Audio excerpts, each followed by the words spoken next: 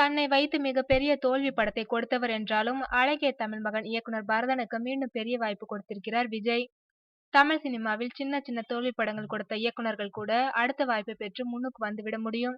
ஆனால் விஜய் மாதிரி பெரிய ஹீரோவை வைத்து தோல்வி படம் கொடுத்தவர்கள் எழுவது மிக கஷ்டம். அழகிய தமிழ் மகன் படத்தில் விஜய்க்கு இரட்டை வேடங்கள், ஏ.ஆர். ரகுமான் இசை, பெரிய எதிர்பார்ப்புடன் காத்திருந்தனர் ரசிகர்கள். ஆனால் படம் பெரிதாக போகவில்லை. அந்த படத்தை இயக்கிய பரதனுக்கே தனது 60வது படத்தை இயக்கும் வாய்ப்பை கொடுத்துள்ளார் விஜய். இத்தனைக்கும் அவர் முன் வேறு வாய்ப்புகளை தந்திருக்கிறது விஜயா நிறுவனம்.